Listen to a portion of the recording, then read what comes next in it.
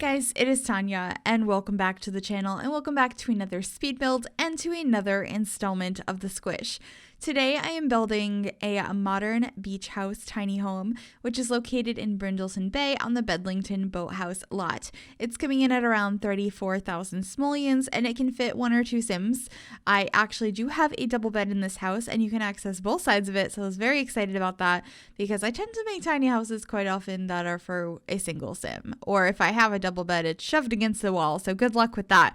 But this time I made sure that you could get 2 Sims in here if they're okay with sharing a bed, and this is one of those builds where I just kind of fiddled around, had a vague idea of what I wanted to build and just messed around, spent a lot of time in debug, and I'm pretty happy with how this did come out. It is a tiny house or small house. I'm not sure. I don't remember which one. It's not a micro home, but it's one of the other 2 tiers. So you are getting some benefits from the Tiny Living Stuff Pack, but you're not getting like all of the benefits. So it's not the tiniest, but I would have definitely considered this a tiny house. Plus it fits into those requirements anyway. And part of the tiles it's saying that we're using is actually the rooftop, not even the patio part where I put the fence. The other side is counting as a room as well. So those tiles are being counted against us, which kind of sucks. But I thought it looked better to have the trim over on that side. So that's why I do have that there. But I do a fair bit of landscaping on this lot. It's a mixture of like sand and lots of plants. And I'm pretty happy with how that did come out. I remember back before we got island living, this is one of the 2 lots I would always build on for any kind of beach house. It was either here or one of the lots on the island in Windenburg. Definitely the 2 like main beach lots. Now we have like a whole beach world, but these are still really nice lots because they're a different type of beach. Because while Sulani is stunning, when I think of beaches, I tend to think of places closer to this because I've mentioned this 8,000 times by now. But Brindleton Bay is like based off of New England, which is where I'm from. So this is what beaches looked like near me.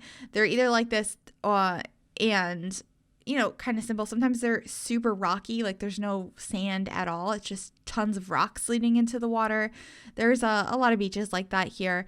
And I think this area is super pretty. So I enjoyed this build. It was just like one of those ones you can sit back and relax and have a chill evening, I guess.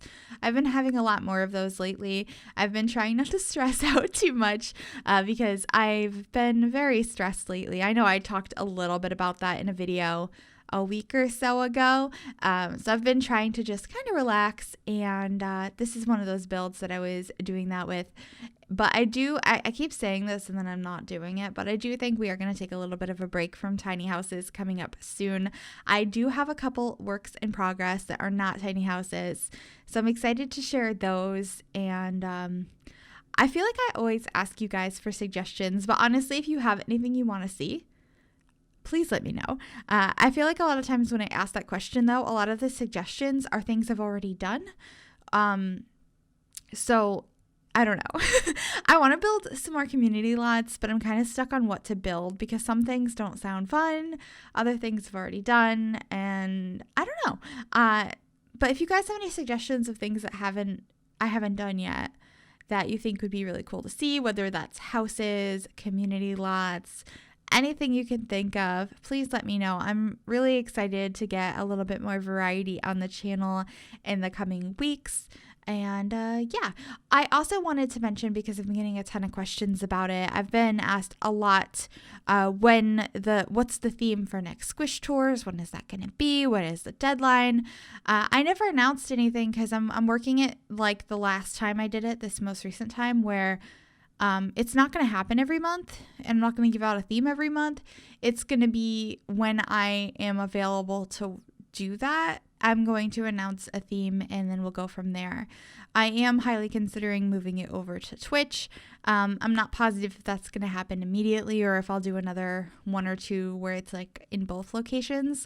But I do think that stream we did where we toured a bunch of your guys' builds live on Twitch was so much fun. If you're interested in seeing that, we toured so many houses. You guys are amazingly talented. I will link that down below because it's uploaded on my second YouTube channel now if you're interested in watching more builds than were in the original Squish Tours video. But anyway, now that's out of the way, let's get back to the build. This is the kitchen in this build. It's very small against this wall. I feel like this is one of the most common setups I do in my tiny houses. Although I think this is the first one in a while I've not used the mini fridge in. So that's interesting. I used the fridge from Parenthood, which is one of my favorite fridges. I think it's really cool. And the inside of this house is very black, white, and blue. So I got to use a lot of blue. I got to use black and white. This was just totally up my alley. And of course, this paneling on the walls was really pretty too. And since a lot of this house is on a diagonal, the floor tiles look awesome. Or the wood paneling, I suppose. Yeah, I don't build on diagonals too often, but it was a refreshing thing to do. I've definitely gotten suggestions to build like a house entirely on diagonal before, which I've done, but in this one's not. But it's half on a diagonal, and that's sometimes fun to do. So hopefully that's kind of a cool thing to see. Although I would suggest if you ever build houses on a diagonal, don't put the kitchen in the diagonal part. It's a mess. So I made sure to put it on, the regular up and down, left and right. I don't know what word would describe that properly right now.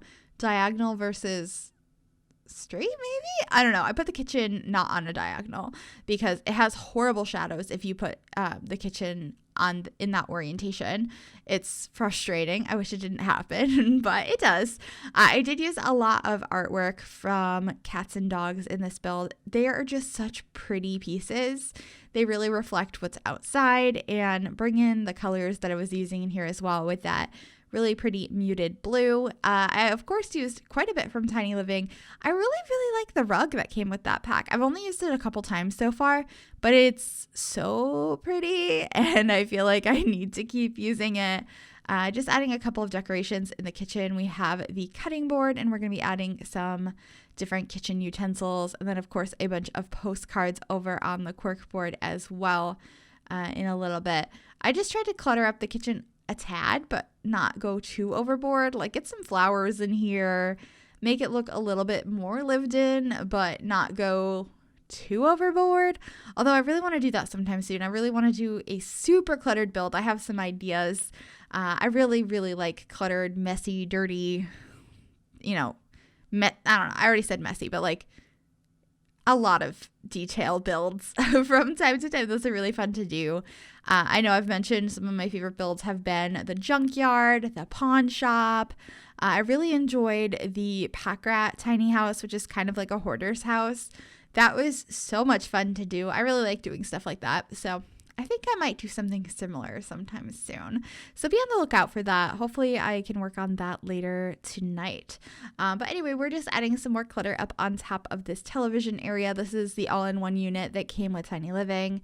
I haven't used it too often, and I really wish we had the television on it as a single standalone TV that we could put on stuff, because it's so simple and I like it a lot, and I just want it as a single TV. Hopefully we can get more TVs at some point, because I feel like they don't add them that often. Obviously they did in this pack, but they both come in like big chunky pieces of furniture, and I would like some more just standalone televisions. I think that's something we rarely get. I think we got one with City Living maybe, and then there was the movie screens with Movie Hangout, but we don't get TVs that often.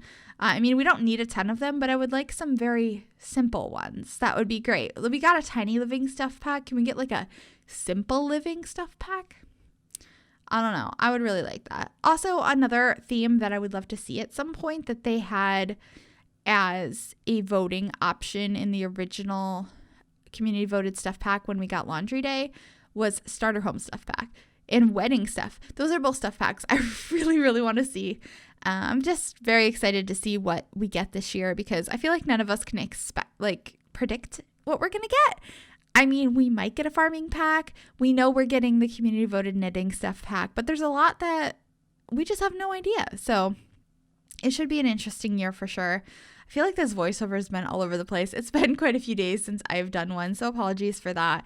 But this is the bathroom. It's a very weird shape, but since it was on a diagonal, it's rather big, which is cool. So we do have the shower from university in it, Discovery University. I'm never going to get that name right. Just never, never, never. I mess up every single time I try and say it. But I did add this little container of magazines next to the toilet. So if you're in there for a little while, you got something to read. If you didn't bring your phone because you left it on the counter in the kitchen. And yeah, this is just a very simple bathroom. It's bringing in some of those blue tones that I have throughout the rest of the build. I think it's pretty cozy, and then we're going to be adding a place to sit down, do some barbecuing on the back porch. I kept it fairly simple out here, but I really like the vibe this house gives off, so I hope you guys like it too, because this is a really fun one. I really wish I could have fit a hot tub back here, but it felt way too big for the space. But just adding some planters and a couple of last minute decorations, including a picnic bench out here from the holiday stuff pack thing. I never remember what it's called. It's the free holiday pack. But anyway, we are coming to the end of the video. I hope you guys did enjoy this one. If you did, make sure you give this video a big thumbs up. You can also subscribe to the channel if you have not already. And if you click that bell, it'll turn on notifications to be notified of every single time I upload a new video. Thank you guys so very much for watching, and I will see you all next time. Bye, everybody.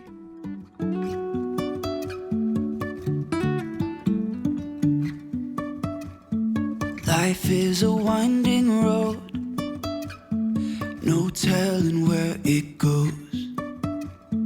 Driving through days and nights, won't stop for traffic lights. And I really wanna know if I will ever figure out where the road goes. Even if I'm falling down, I will keep on searching for my highs.